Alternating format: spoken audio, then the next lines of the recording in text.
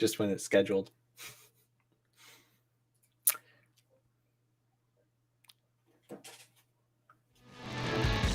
Hello, welcome to Tim and Joel Call It in the Ring.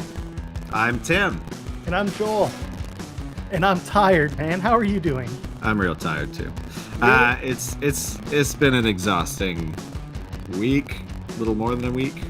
Yeah, these weeks though, they start flying by. I mean, we're all living indoors now and just kicking it and watching wrestling, right? So much wrestling. That's what I'm doing. More wrestling than I've ever watched in my life. And I thought a lot of wrestling. No, because there's never enough, and you will always find more, and there will never be enough to watch. Apparently. That's just how it is. Indeed. We'll start with some sad news. Yesterday, Squared Circle Sirens announced that Casey Michael passed away. He was the founder. He was the man behind Squared Circle Sirens. Just a crazy, awesome human being. He and I had DM'd quite a bit over Twitter and just chatted through Twitter, just interacted, things like that. He was always just the nicest and just sweetest human being. It's so sad, man. 26 years old, the torchbearer for women's wrestling. It was insane. The knowledge and the passion and just the way that he carried himself and talked about women's wrestling. And you said, tell everyone, men's wrestling is trash and women's wrestling is the best. It was just a huge loss, and there are going to be some big shoes to fill.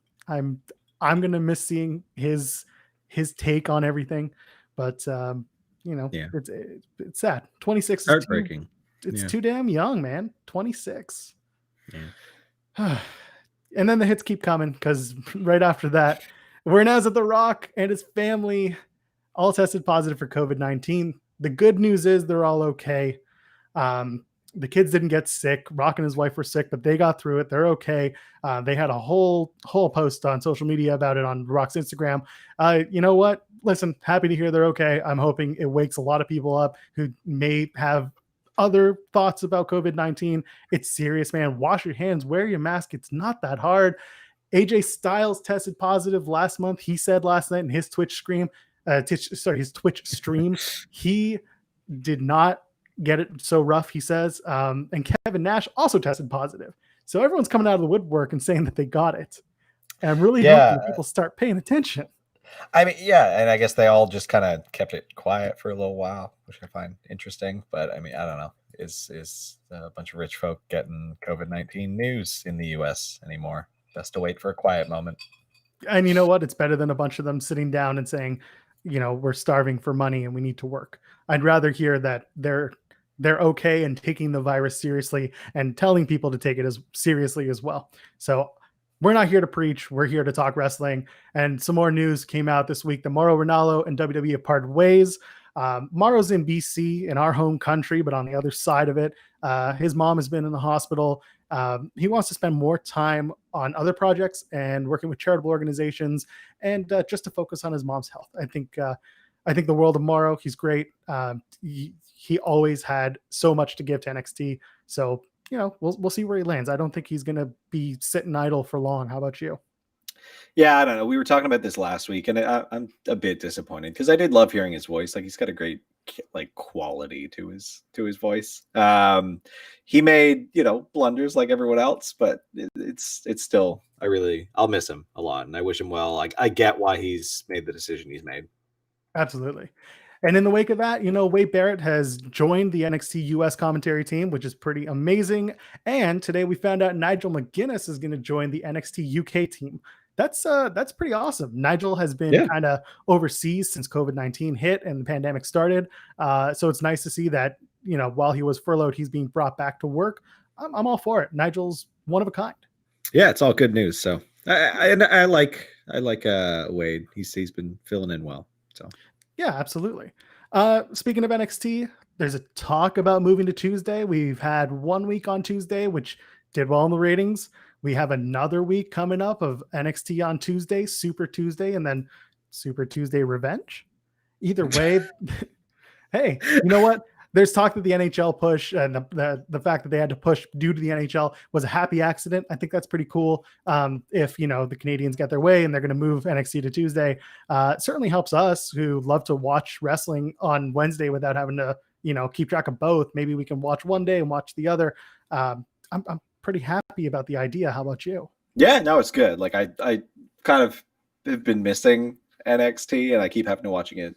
I just watched Tuesdays today just because stuff kept getting in the way. Whereas, yeah, it should work out. Like, Yeah. it's a better change, I think. That way, we can stop talking about ratings every Wednesday because I don't really care.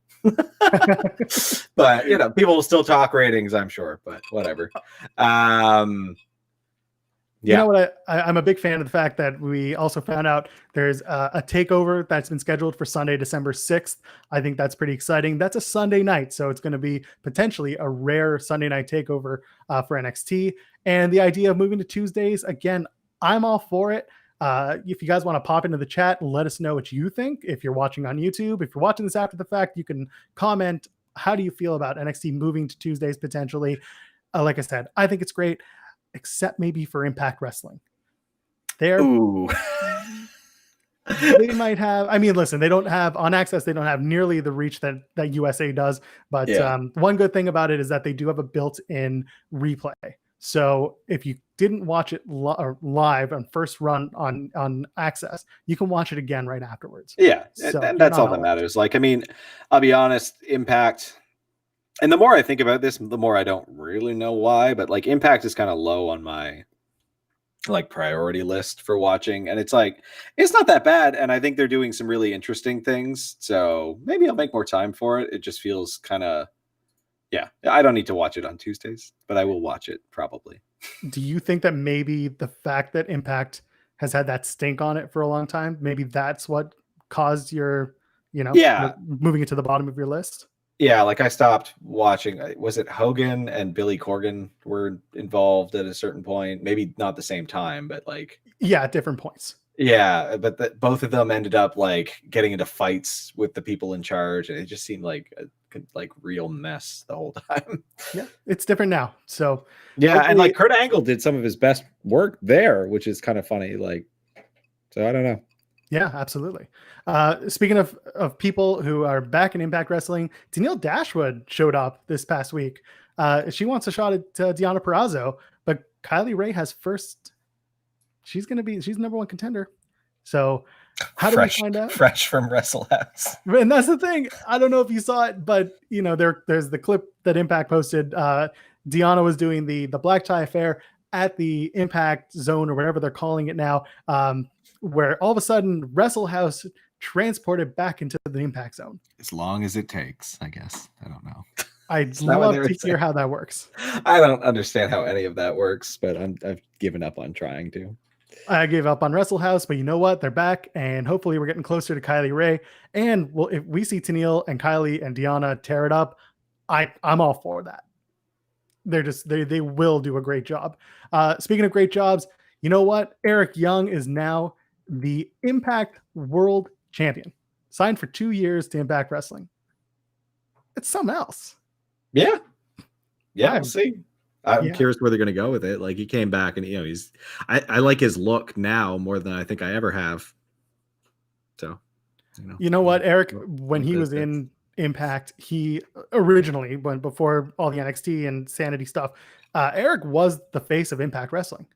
So the fact that, he's come back and he's taken that spot, and you know what, that whole program with Rich Swann, that's going to be something amazing to watch. They have chemistry. They have a story that Eric's going to make Rich Swann look like $1 million and vice versa, I think. So we'll see where that comes from.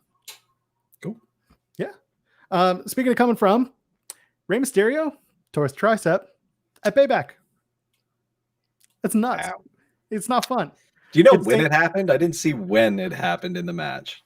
I keep looking for it. I just noticed at the end of the match, the referee was trying to, put his arm up, and he was very gingerly trying to do it. It was the same thing with Karrion Kross when he separated his shoulder. Same thing where it was he was holding on to his shoulder. Maybe it was that sliding sunset power bomb. Is that what you would call that? Into the it looked a little wonky, so maybe that was where he did it. Yanked a little too hard. Go back Seth was too sturdy. Yeah, exactly. The good news is, while it is the same injury that Edge has, it is a no surgery needed case for Ray. He's opted for rehab. Looks like a 2-month recovery time, which is good.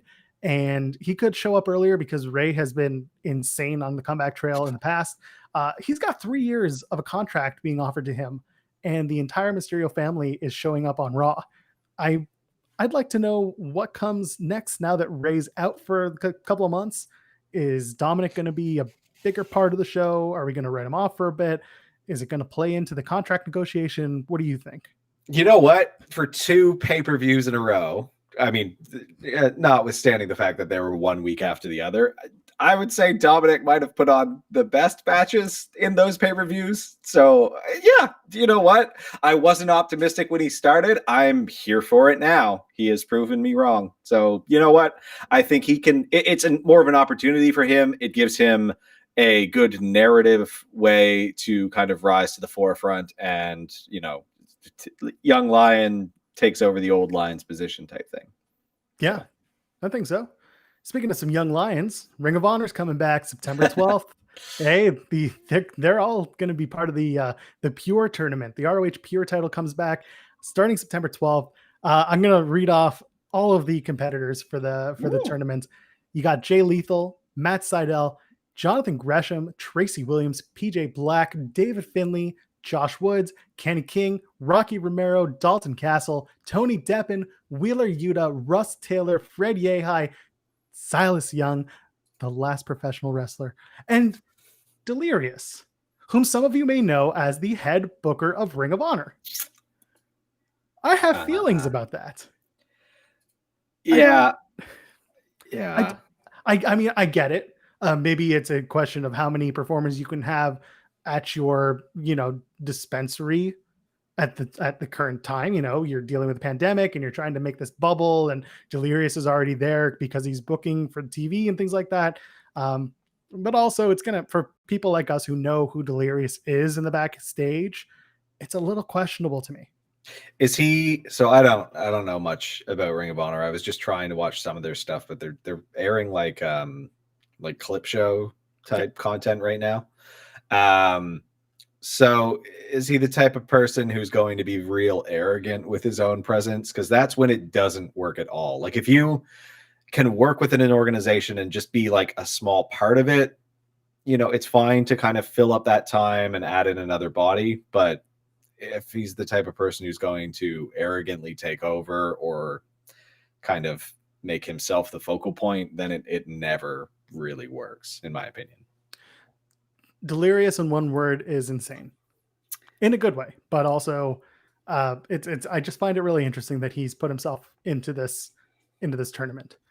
Either way, starting on September 12th, again, that tournament, it's going to be great. I mean, Ring of Honor does produce some excellent wrestling, and the Pure title, if you ever go back and watch the lineage of it and the matches that came from it, you'll see a lot of familiar faces. Some are in WWE, some are very well known in the independents or made a name for themselves. If you haven't seen it, then you should go back and watch it around that mid 2000s time. Cool. Yeah. We'll see. Yeah. So speaking of restarts, MLW, their restart is going to begin in November. Court Bauer spoke to Sports Illustrated and their wrestling reporting that they're starting in November, and they're going to be moving to weeknights on primetime with Fubo Sports and available on DAZN. I'm pretty psyched about that. MLW has been producing some amazing content lately.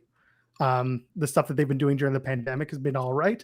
They want to do it safely, that they come back and start doing some work. We talked about last week how they hired a COVID-19 officer, and that person, as I discovered, is Mike Kitless, who is also MLW's Senior Director of Live Events.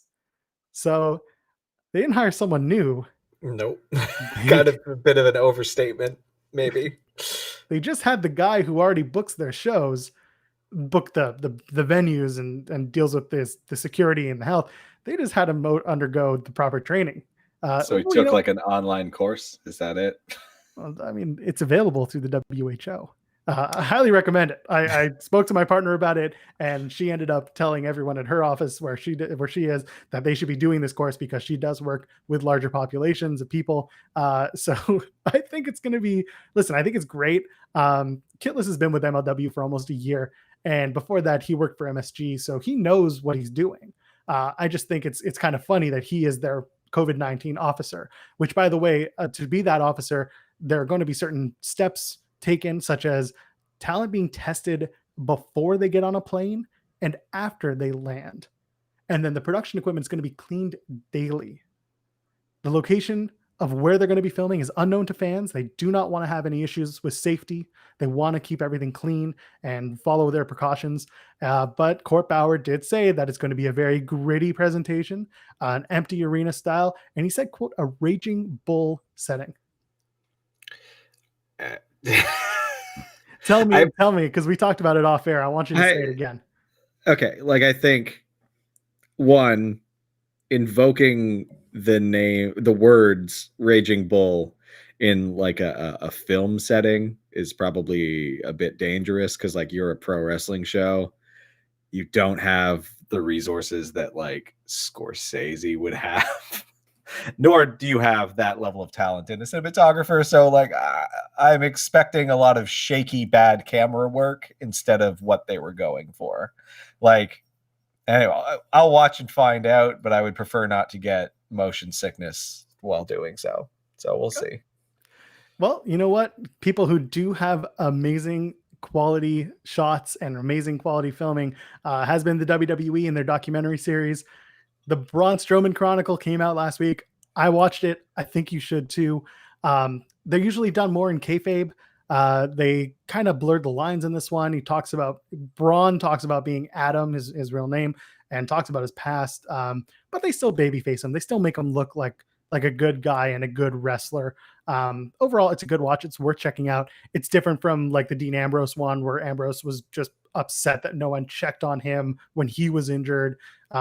Or the Sasha Banks Chronicle where she was just, wanting to come back and get a paycheck and see her friend Pam Bailey. And then, just it was less kayfabe this time. So yeah. That's one you should check out. 2 is the Seth Rollins Day of SummerSlam 2015. And the reason why, it's actually twofold. First of all, this is a new Day of doc that was released in 2020. And it's the first Day of to be featured outside of the current year. So normally you'll see before or just after a pay-per-view, they'll do a Day of from that pay-per-view that just happened. And this is the first time where I'm seeing one from 2015, which I thought was really cool. And that is quite a while ago. I thought it was 2019 for some reason, but that makes a lot more sense to me now. Yeah, so this was when SummerSlam, they wanted to make it big again. This is when they took it seriously, and it was I think the first year they went back to New York and did the Barclays Center, and they did all their shows at Barclays. It was a big deal. And one of the things that a lot of people pointed out is that you do see the seeds planted for the Monday Night Messiah character. Seth is wearing his white gear. There's a scene where he's there with Becky and a producer. And of course, this is before Seth and Becky were officially dating, anything like that. And anyway, I know, it's so cute. Everyone just kind of looks at it. It's like, oh, this is so nice. Anyway, he says something along the lines of, you look like Jesus. And you could just see the wheels turning. And if you get a chance to watch it, it's a short watch. It's a good watch. Seth Rollins Day of 2015 SummerSlam. And finally, Bailey and Sasha, since they're everywhere, may as well add another one. They had a match at Brooklyn TakeOver. This was years ago, again in 2015. This was the first over outside of Full Sail, and they did an Untold show. And it's a very well told story. It's a must watch. If you want to hear more about that match and see some footage that you've never seen before from Sasha and Bailey, it's well worth it. There's a whole shot there where there's a bunch of NXT talent that you look at it and you're like, holy crap, these people all went on to do pretty memorable stuff. Yeah, like I think they started airing it just immediately after SummerSlam if you didn't like kill the feed on the network, and it looked really good. I only caught like the first little bit because the end of the pay-per-view I wanted to just tune out for a while about wrestling, but I might definitely go revisit that one because it did sound really interesting and I love both of them, so it's exciting. You know what I did watch? So. Yeah. I went and I watched some of the R-Truth game show. which was you were not wrong. It is probably the only non-wrestling program that I will enjoy on the network, at least that I'm aware of so far. I'm missing out on some stuff. I watched the one with Alexa Bliss and Sheamus. Great, gold, hilarious. I love our truth to a whole other level now. So very, very, very satisfying. Good call. Right. I'll take it and I will love it. Speaking of loving it, you know what? We've kind of made this into a thing on the show where I think every time we're on the air, we're going to at least spotlight one independent show that's going to be happening that you can watch. And this weekend on Sunday on Fight TV, you can watch GCW's Bring 'Em Out. It's going to be at 4:30 p.m. The matches look great. I'll give you two right off the bat. AJ Gray and Mance Warner from MLW, and Joey Janela from AEW versus Effie. And if you haven't seen Effie yet, you are in for a treat. There is nothing I can say that equates Effie. Tony Deppen will be there. You just heard his name. It's going to be a good match. The Joey Janela Effie one. Oh, like I didn't know much about Effie. I looked up Effie. I'm excited to see that match. they're going to hurt each other. Yeah. And Janela just wrestled last night. And Janela is probably going to be in the Casino Battle Royal. And then the next night you're telling me he's going to go face Effie? Don't ever tell me that Joey Janela isn't a hard worker. The boy has a lot of energy. Oh, a little bit. ACH will be there. And a name that's near and dear to our heart, that's Matt Justice, because he is the last match we saw live before lockdown. We saw him at Greektown Pro Wrestling. Man, his back took a lot of chairs being mushed into it, among other things. You know what? When I'll after the show, I'll go on to my phone. I have photos from that event that we're talking about. I'll post a photo onto our Twitter at Tim and Joel Pod, where you'll see Justice and his opponent Channing Decker were in a death match, and at one point, Decker runs Justice across the merch tables. Oh yeah. And that was devastating. He wrecks a bunch of merch, including RJ City's merch. And if you know RJ City, he was not very happy. He had some words to say. He did. Yes. I went over and said hello, and he was just like, look at this merch. This all my life savings is gone. And oh God, if you know RJ City, you should probably go call him up and buy some of his merch, but not now because he's a heel. Okay. All right. All right. I spent some time today watching Tony Khan's media call ahead of Double or Nothing, ahead of All Out, which we're going to talk about. But what he did say, and this is kind of making the rounds now on the internet, he says, quote, "I thought Double or Nothing kicked the crap out of WrestleMania this year." That's a statement. It is. And I read some tweets. That's what I did. I didn't watch the call, but I read some tweets, which is, important too. So here's, I will say this. The call to me is long. They went over an hour and it drags because one of the things that Tony does, he talks a lot and he doesn't say a lot. So I saw some tweets saying that. I'm surprised. Okay. Yeah, I thought that was just people being mean, but I did not know that he actually just kind of is one of those people. Yeah, no, he'll give an answer and he'll kind of plod on for a while and it doesn't work. Cool. Go ahead. You know what? Yeah, okay. I was thinking about this and I remember Double or Nothing.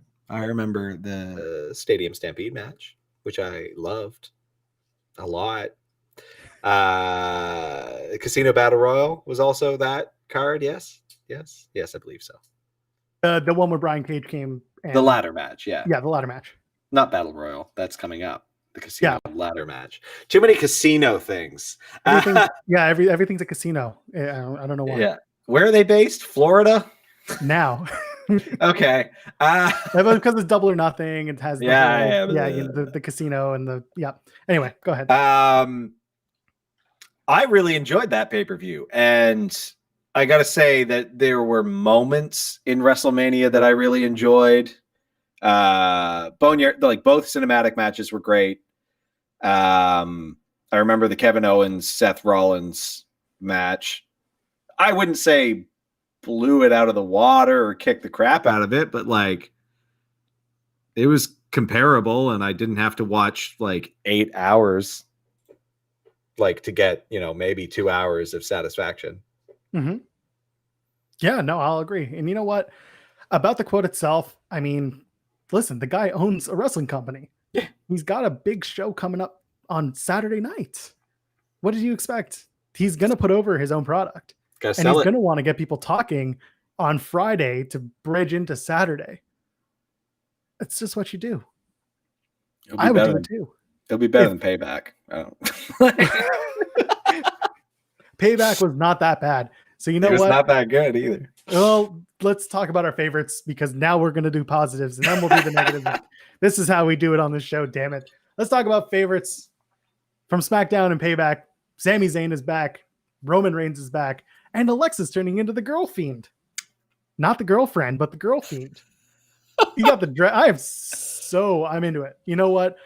I'm excited not only to see Sami Zayn back. I was surprised, happily so, because for so long we were just, watching Sami at home, and he was keeping things, low key and being safe. Yeah. And that's great. Really, really into that. And then he decided, for whatever reason, he felt it was time to come back to work. And this whole Intercontinental Championship picture changed in an instant on Friday. So it's great. Yeah, no, him coming back was awesome. Him doing the very Quebecois thing and coming in and speaking French on like SmackDown, so satisfying. I loved the little segment with Cesaro and Nakamura where they just kind of like it's good. It's good. 4 months. I'm glad seeing him back. I'm excited to see what they do with him. Yeah, and with Roman being back, I don't know how you feel. I'm into it. I mean, again, another shock from SummerSlam. They say you never see it coming. We didn't see it coming. And then we saw him align himself with Paul Heyman. So amazing. I haven't been quiet about my feelings for Roman Reigns. I think this is a great decision. Like when I saw Heyman, I was like, oh, that is an actual surprising ending to SmackDown that I'm really happy with. Like, it was great seeing him back on TV, and I think him managing Roman Reigns is a tremendous decision. Absolutely. And I don't know that I agree about the girl feed thing. I don't really get what's happening with that. I'm all for giving Alexa more attention, but so I'm going to dip into our chat for a second, because I am sitting here on the chat live on YouTube, and our buddy Throwback 27. And by the way, now's a good time to tell you, we're going to talk about him later too, but we're going to be on Throwback show next Tuesday live for NXT doing a watch along. It's going to be our first watch along, and I'm stoked. I just hope I don't do something stupid on camera for 2 hours. It's almost anyway. What Throwback was saying, he said, like I said, Batman is Roman, Fiend is the Joker, and you add Alexa into it, she's Harley Quinn. Braun is in the situation, he's the odd man out, and it's sad for him since he put so much work into it. You know what? Yep. I see that. I see that a lot. That makes a lot of sense to me. I think there's merit to that argument. I really do. Okay, now I'm a little bit more into this feud, because I didn't really care about Roman v. the Fiend. But that works. That works for me. Right. Well, let's move along. Talk about Raw. We sat there trying to figure out what we wanted to say that was nice about Raw. To be honest, I like that Keith Lee did not eat the pin in the triple threat.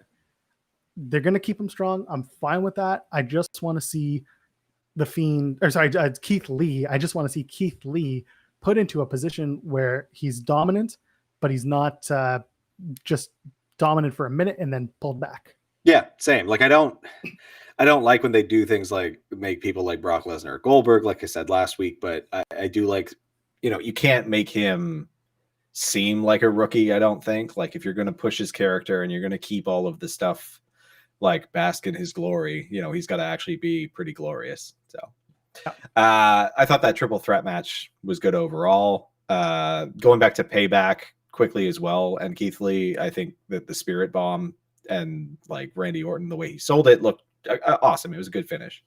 So like, I think Keith Lee's doing really, really well in his spot. All right, I'm going to give you the NXT and AEW favorites. Go.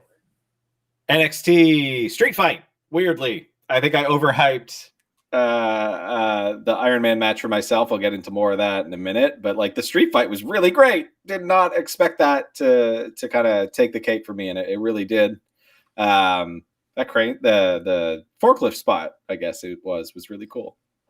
Yeah, so I call it the Lucha Underground spot. Yeah. Fandango and Swerve from the forklift. It's just like on Helico from the top of Dario Cueto's office, coming down on the crew in that early season. Yeah, I remember. I agree with you. That was, yeah. And you know what? That match was fun. It was, it was a weapons match. So it's going to be, garbage pails everywhere and chairs and silly shit. And I'm fine with it. It didn't drag on. It was nice. It was like, it felt like just the right length for me. It was good. And then Imperium came in and mucked about for a bit. That was fun. Yeah. You can see there's some visibility in the Cruiserweight and NXT tag team championship picture right now. Yeah, totally. And I'm all for it because I love seeing some visibility, some way of how things are going to look down the road. It's pretty good. I'm for that. As for AEW, I really love Private Party. Like I didn't expect. I've been every time I watch them, I'm surprised. Like, oh, these guys are tremendous, and I just forget how good they are because they're not like the main focus on the show by any means. But they're great. Like I love every match I watch them in. The other thing that I thought was funny, just corny, they had an audience plant for Adam Page to sell the Young Bucks, getting all upset. And go get him, he'll drink the beer. It's just yeah, he would drink the beer. That's cute. Yeah, you know what? I'll take it. For me, I actually have two. One I wrote down, the other one I'm just kind of thinking of now. The first thing I'll say this is I like that the Young Bucks came out last night, no nonsense, ready to go, and just be total badasses. One thing I said on our Twitter feed, because I was covering Dynamite through our show feed, is that the Young Bucks have done an amazing job of downplaying their time in TNA when they were Generation Me, and nobody remembers it.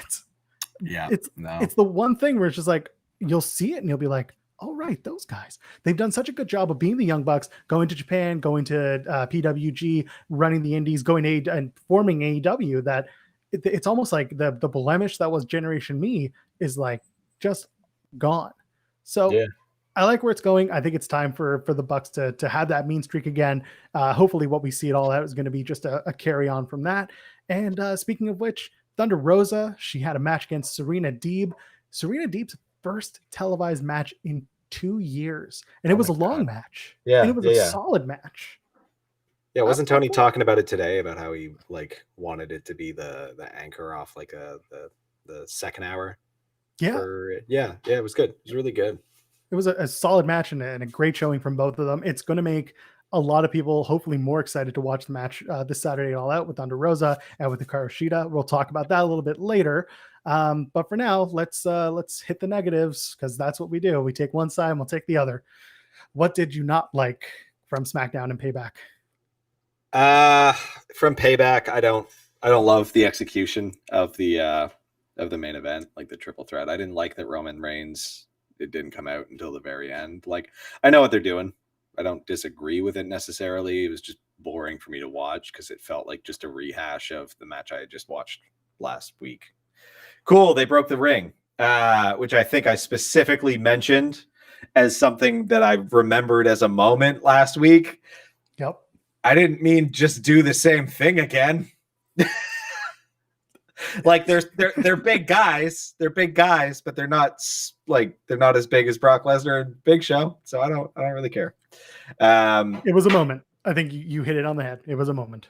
Yeah. The one thing I'll mention from Payback as well is just the commentary felt really crummy. Like there were just a lot of weird goofs throughout the night. One of them was like in that match where they were ramping up to when the ring was going to collapse, and they talked about, oh, there's so much humanity on the ropes, but neither of these men are human. It's like, oh, okay.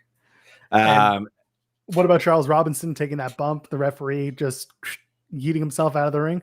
Yeah. That was crazy. He's like, oh, the ref fell right out. I was like, yeah. I mean, okay. Like that's not how physics works, but whatever. Yeah, he just wrestling. Fell himself out. Exactly. For me, it's SmackDown and Payback. I'm not a big fan of Nia and Shayna winning the women's tag team championships. I think Shayna was great. I like that Nia's doing the comedic thing, but I'm just not a big fan of strange bedfellows in tag team wrestling. Yeah, it's weird, and you could tell in that they were doing post-fight interviews for a couple of things on Payback, and it was just awkward. Like, it was awkward when they did it, especially because Nia's weird. And then Shayna was just like, well, we're not the best of friends, but let's go celebrate after like an awkward interruption. It was just messy.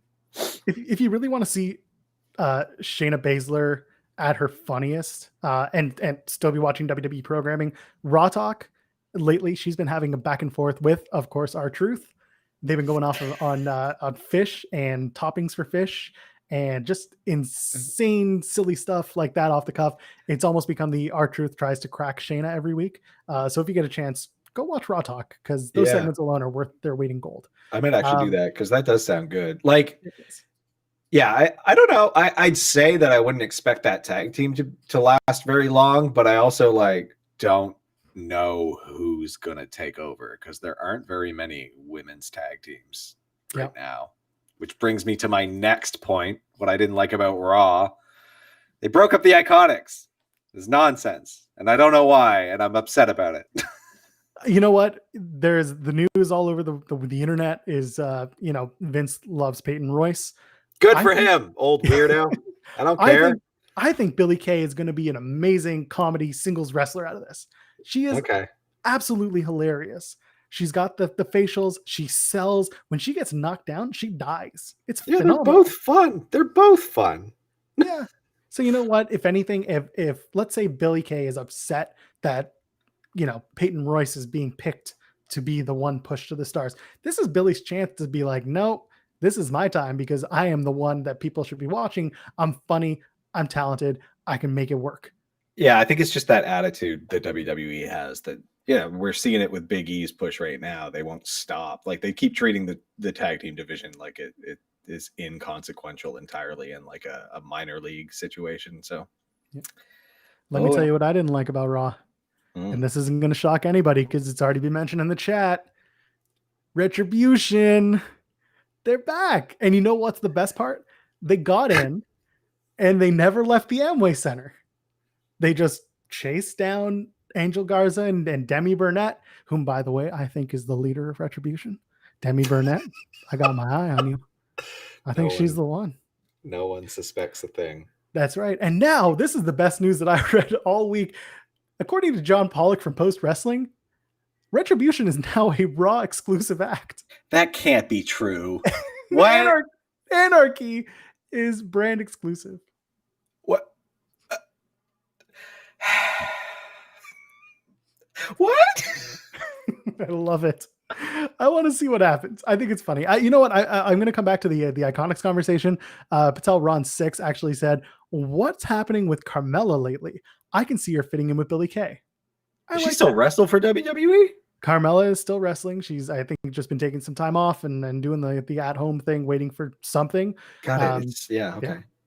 Yeah. I'm into it. I think it's a cool idea. I'd love to see Carmella come back. We'll just have to see in due time. But yeah, Retribution, if they're going to be on Raw now, they're apparently living in the Amway Center because they never left. Okay, I guess it's a pandemic. They're in Florida. A lot of people are out of work. I can see a lot of people needing a place to stay and something to eat. So that's got to be the angle they're taking. All right. It's starting to feel like Phantom of the Opera, where they just come in and like scare everyone and then be like, oh, get out. This is my home. Get out. But I guess not. I don't know. I just want to see, I want to see the leader of Retribution actually be the Phantom of the Opera. There's got to be a character like that in the past, though. There has to be someone who's already taken that. Yeah, The Undertaker in 94. Okay, let's move along. NXT, I'll do it. I'm not a fan of long, plodding Iron Man matches. You say long. it was like 44 minutes after you take the commercials out. So they shot for 58. They really did. They shaved off some time, and they did as close to a legitimate 60 as they could. But yeah, they also did the picture-in-picture stuff for the most part. But yeah, I get what you're saying. It was 45 to us, but they actually did try to shoot as close to a 60 as they could. Maybe 10 minutes worth of action. And you know what? We talked about it last week in the Iron Man 101 segment. You know, you had that Undertaker coming back during the Rock versus Triple H Judgment Day Iron Man match, where it was 6-5, and that's the highest amount of falls you've ever seen in an Iron Man match.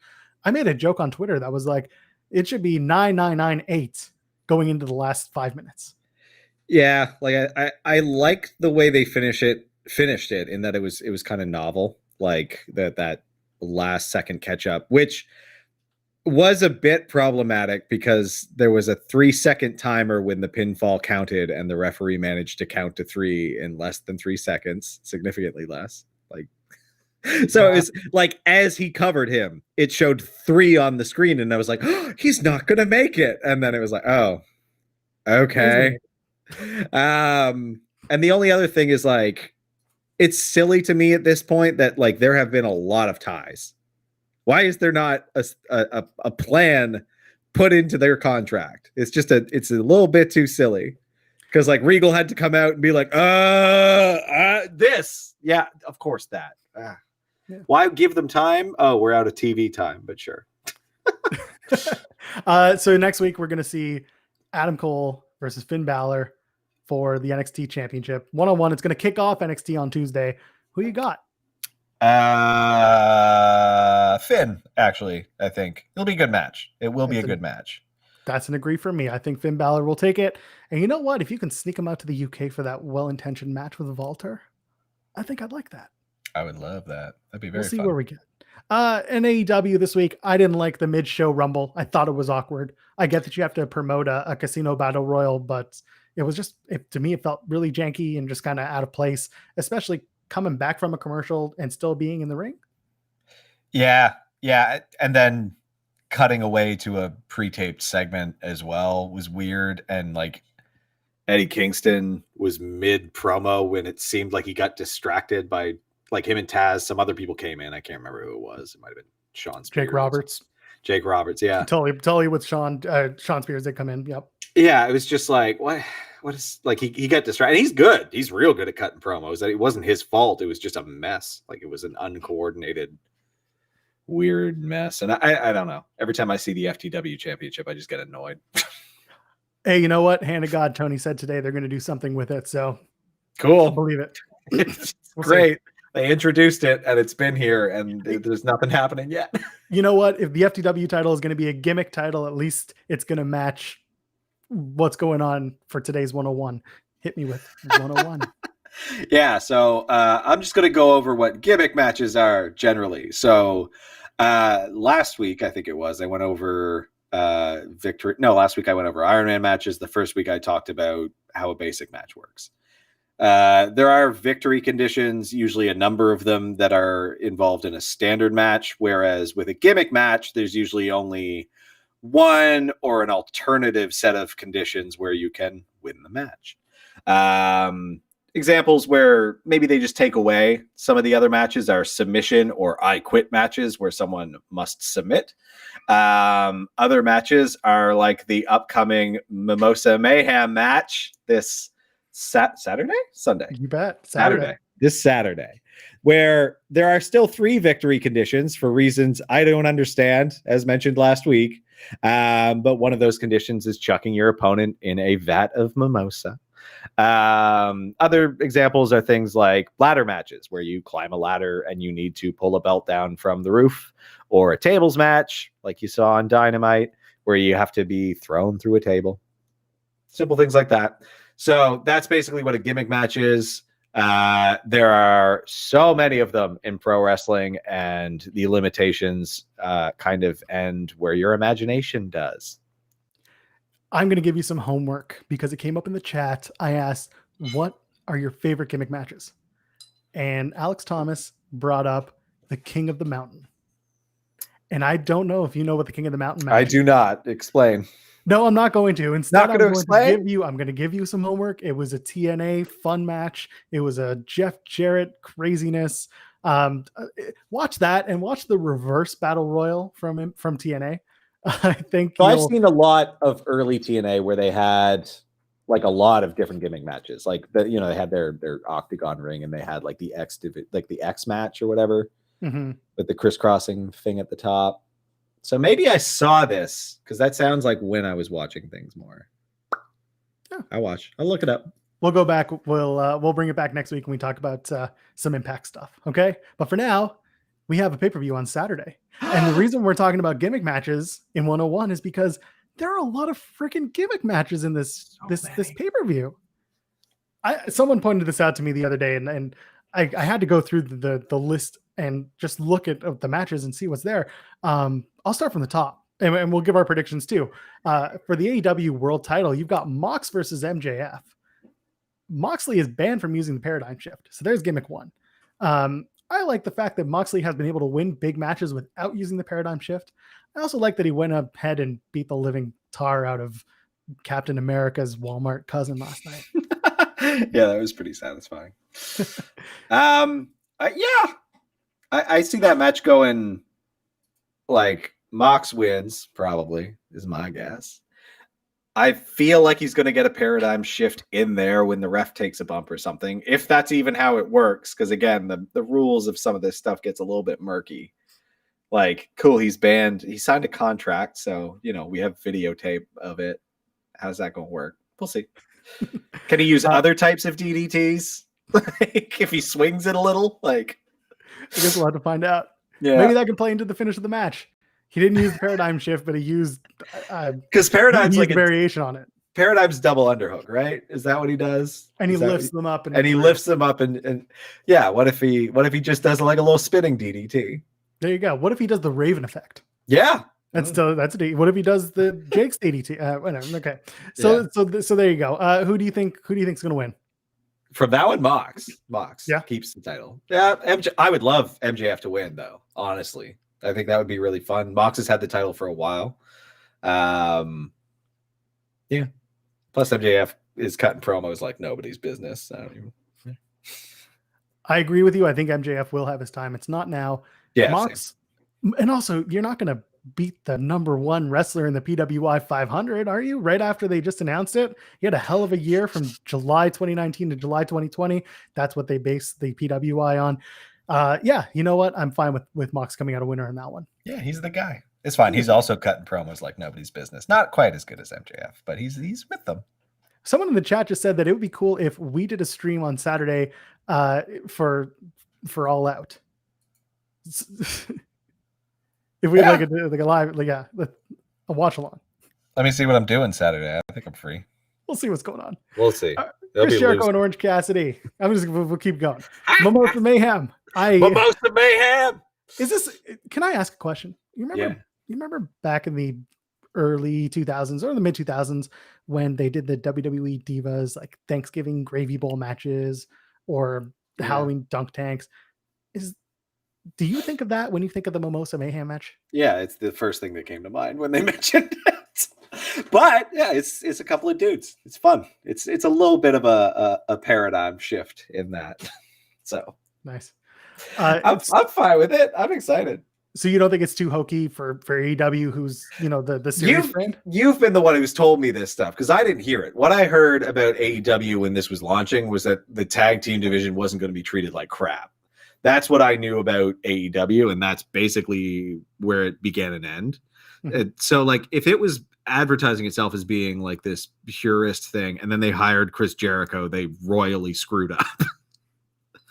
But, like, I don't mind it. I think it is hokey. It's fun. But you also hired Orange Cassidy. Like, right. And Darby Allin. Going back to Orange Cassidy, though, I will say that they did an amazing job of bringing in a guy like Orange Cassidy, who is not a serious wrestler. And when he was on the indies, his whole gimmick was that he's this lazy guy wrestler who, he's too aloof to care about wrestling. Like, right. Until he gets provoked, and then he does. And he's great at it. But they've finally, in AEW, been able to kind of build on his character.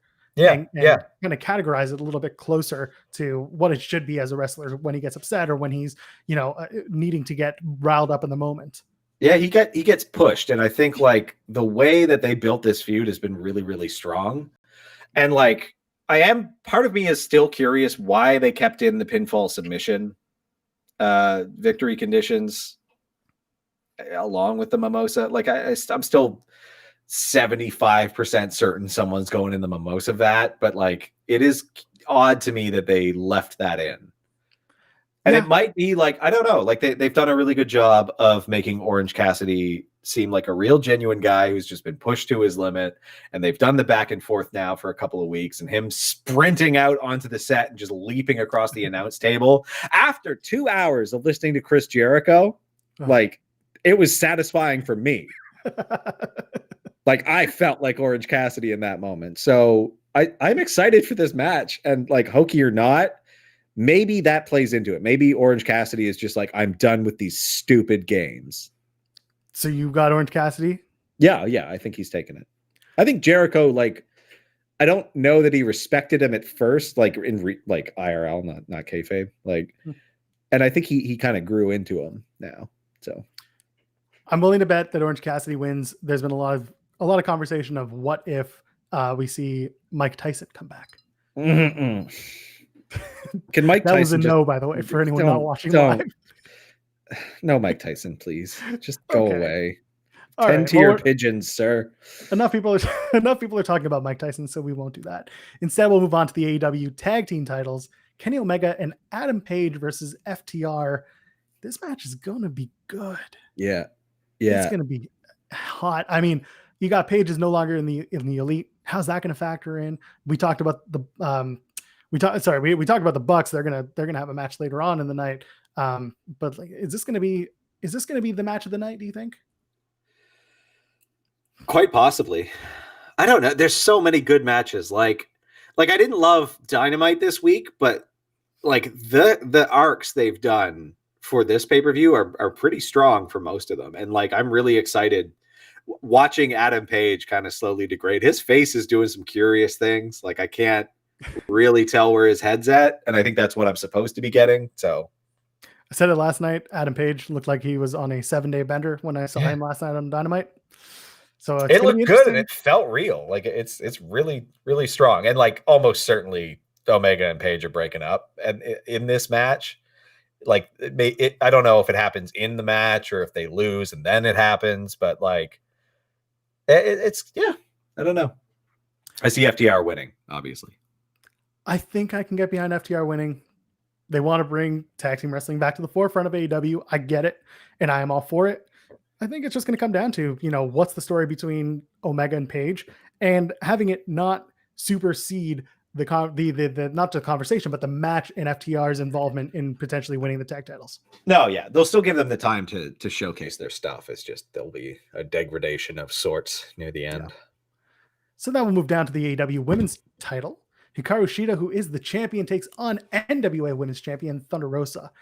Now, I am loving the NWA's involvement with AEW during this pandemic. Yeah. Before we get to a prediction, I want to know who from the NWA Women's Division do you guys think could show up? If you're in the chat, let me know. If you're watching this later on, you can comment through YouTube or send us an email, timandjoelpod@gmail.com, or timandjoelpod on that place we use, Twitter. Some of the names, there's Allison Kay, who you might know as Sienna from TNA. There's Camille Brickhouse, who's often seen with NWA champion Nick Aldis. There's Melina, who many of you will know from WWE, Ashley Vox, and Marty Bell, who was also in the Mae Young Classic. Those women are available right now, given the fact that the NWA and AEW have this partnership of some sorts.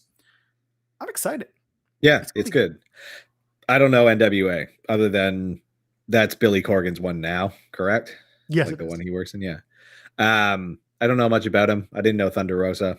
Excited for this match nonetheless. Like, they built it well. Their packages were well put together. The announce team did a good job of introducing her without, like, hammering it in for the people who do know NWA. So it was good. Like, I'm excited for this match. Who wins? Shida, probably. I agree. I think Shida is going to win it. I do want to tell you guys that if you're checking this out now live, or if you're going to see us later, check over Fightful tomorrow, being Friday. Sean Ross Sapp sat down with Thunder Rosa over Zoom because we're not doing face to face right now. Anyway, whole lot of conversation, a whole lot of news that came from that. So if you get a chance, check it out. It's going to be good. I think it drops tomorrow on YouTube. And you know what? Yeah, Shida. I think Shida's going to get it. It's going to be a strong, talented match. Yeah, and, especially it's going to be a damn good match, regardless. Yeah. But yeah. Broken rules. This is another gimmick match. Matt Hardy and Sammy Guevara. Now, before we get into it, I saw this the other day and I was thinking about this. This is amazing. Guevara has been in the first ever AEW match, the first ever match on Dynamite, the first ever street fight in AEW, first ever Stadium Stampede, first ever tables match on Dynamite. And this Saturday, he will be in this Broken Rules match, which for all intents and purposes is a last man standing match, the first ever in AEW. He's also probably the most gifable man in wrestling. But he's damn good. He's so handsome. He also, has anyone pointed out to him that he's doing the Bob Dylan gimmick with the signs?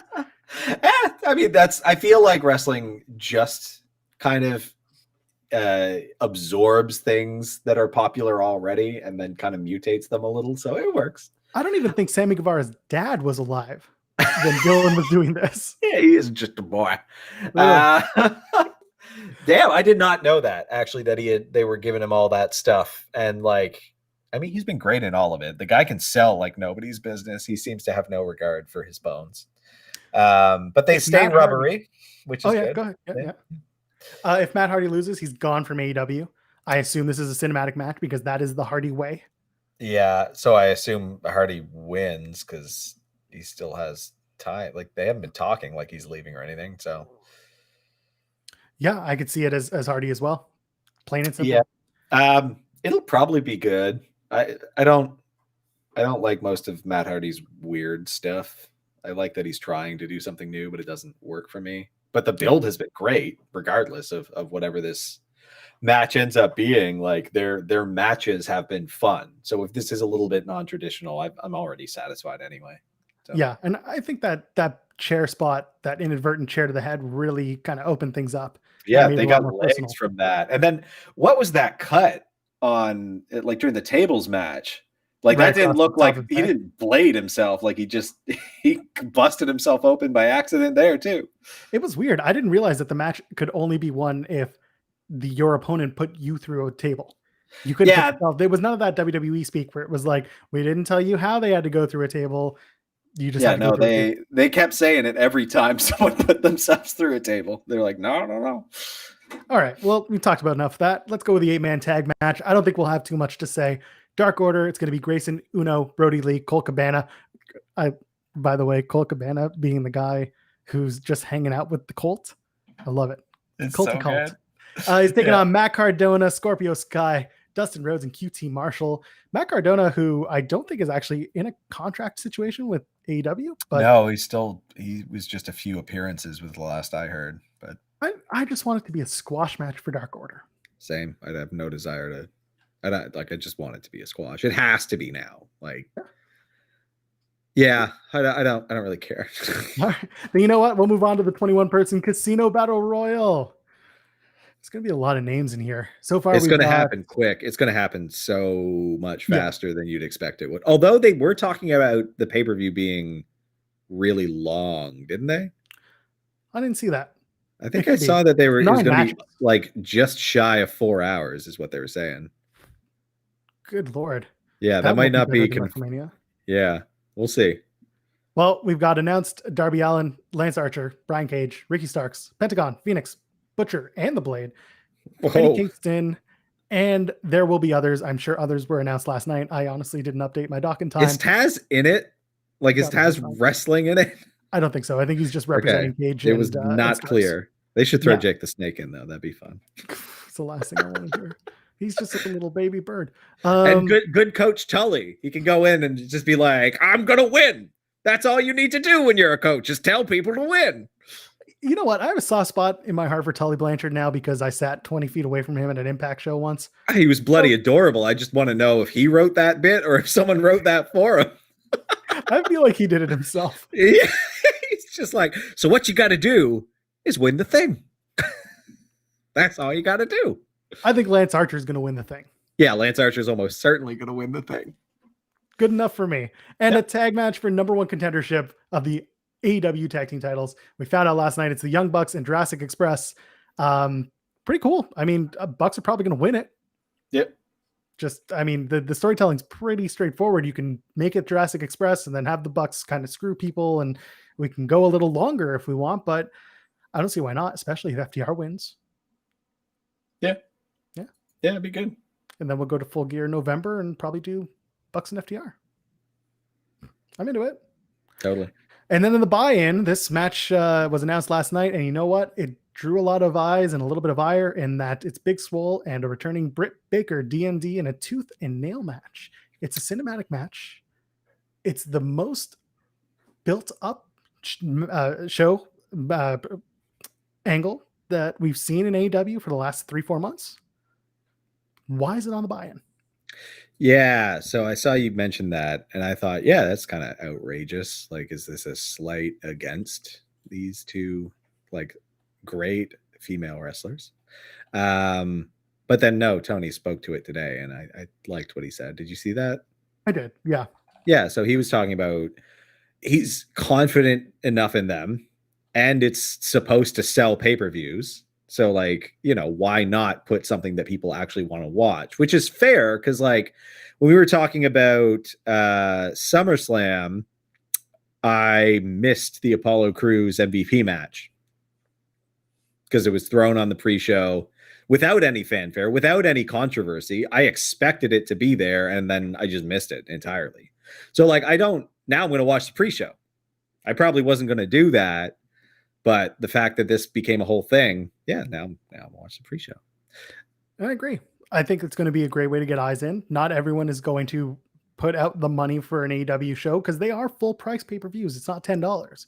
So if you give them the buy-in, at least that way people are going to see what is potentially going to be a great match.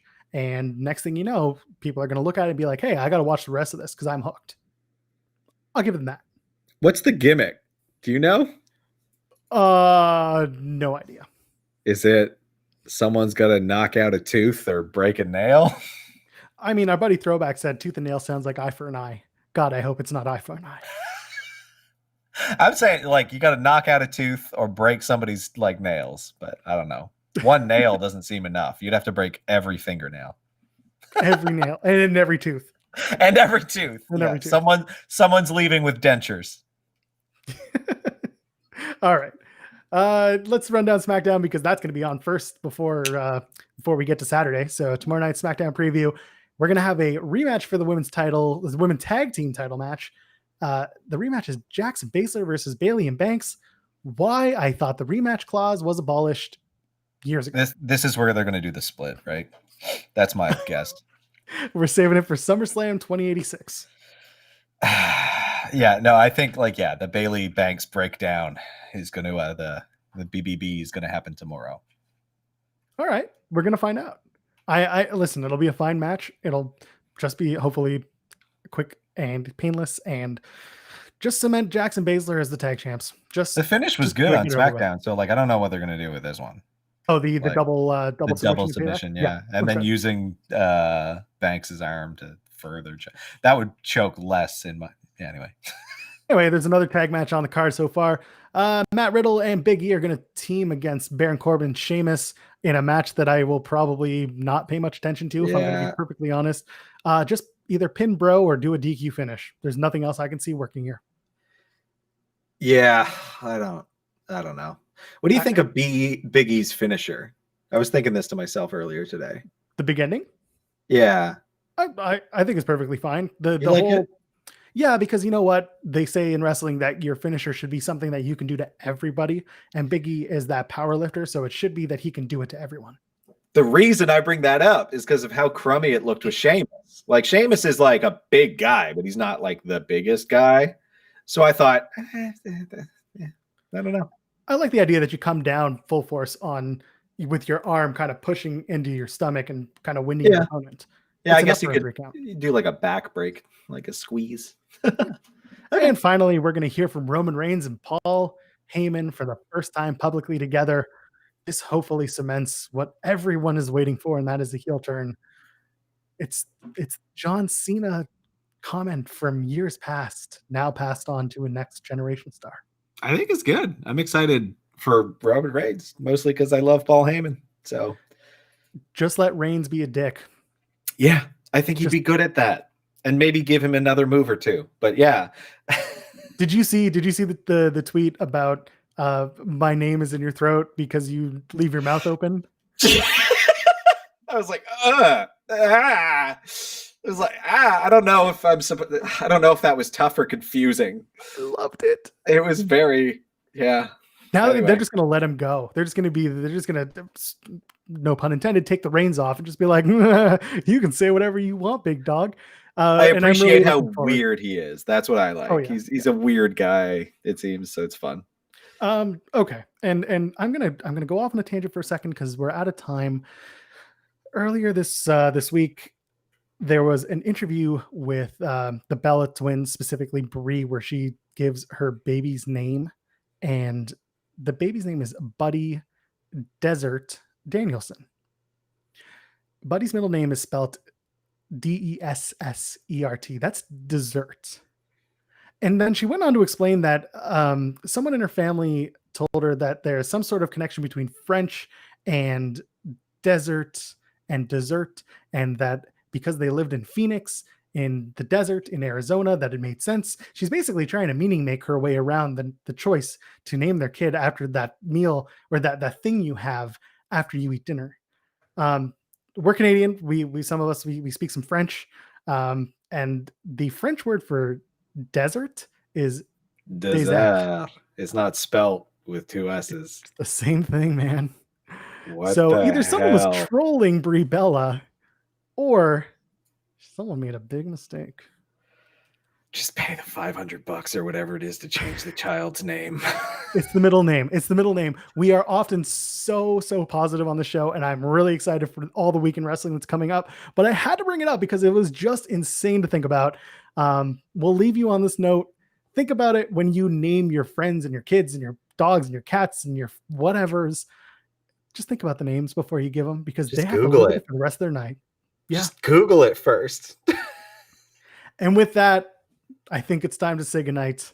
Tim, let wrestling put a smile on your face. I'm gonna just think about how good All Out's gonna be. That's Can't right. wait. And you know what? We'll see you again on Tuesday. We're going to be on Throwback Show again, doing NXT Watch Along. We're going to promote the heck out of it on our Twitter feed, and we're looking forward to seeing you guys on that channel, on Throwback 27's channel. Y'all have a good night. We'll see you after All Out.